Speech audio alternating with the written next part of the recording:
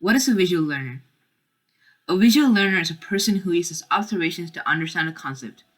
They understand what they have seen more than what they've only heard.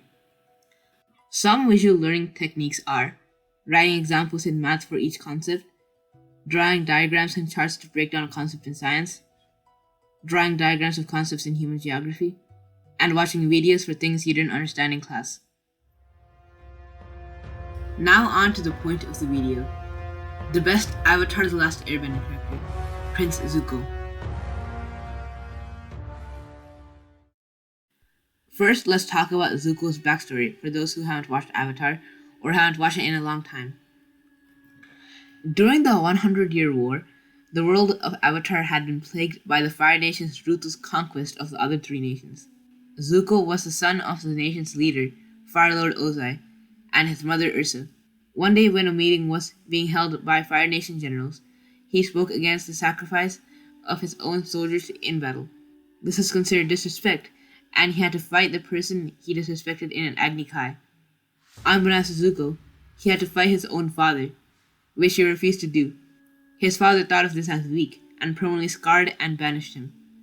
His only way of gaining back his honor was if he were to find the Avatar. And so he starts to search for the Avatar with his uncle Iroh. Now on to why he's the best character. In the first episode, Zuko comes to a water village where the Avatar is. He tells the villagers that he won't cause any harm to them if they hand over the Avatar. When the Avatar surrenders himself over, he stays true to his promise, which shows he still has a sense of honor. And in one of the best episodes of the show, Zuko Alone, which coincidentally focuses only around Zuko, it starts with Zuko running away from Uncle Iroh, thinking it was better to continue his journey alone. A hungry Zuko on the road had seen a camp area with food. He was about to steal the food until he saw that one of the people at the camp was pregnant, to which he refrained, which shows that there is still a set boundary he won't cross.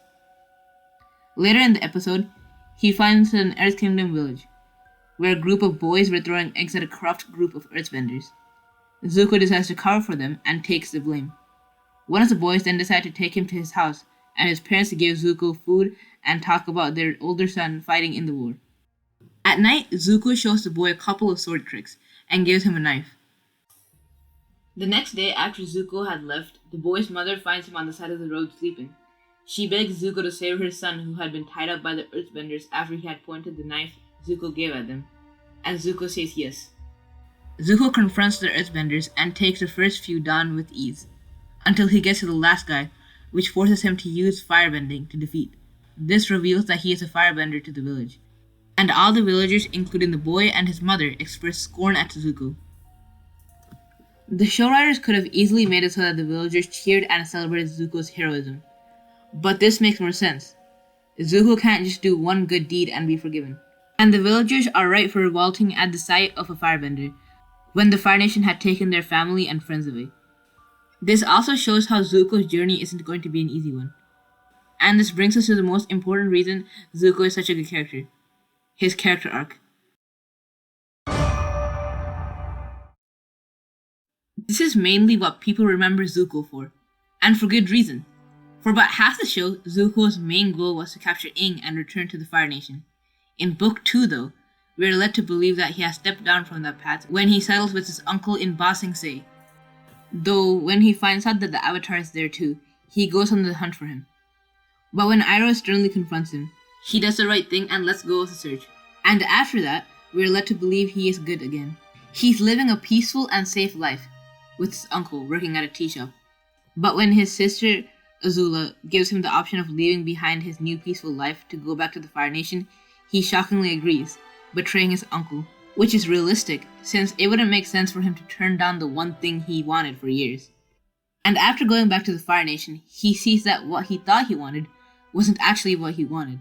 This realization was cemented when he attended a meeting with his father, like the one that got him banished all those years ago. In this meeting, his father reveals a plan of extinguishing the Earth Kingdom, and Zuko knows this is wrong. This leads to him confronting his father and finally telling him what he thought. And this brings us to when he goes to join Aang and the others. When Zuko finds Team Aang, he says sorry to them, and talks about how what he did was wrong, to which they don't accept his apology. And when Toph sneaks up on him, he accidentally burns her in self-defense, which digs him into a deeper hole. What shows that he is growing and becoming better is that he doesn't blame Toph for sneaking up on him. Instead, he blames himself for burning her.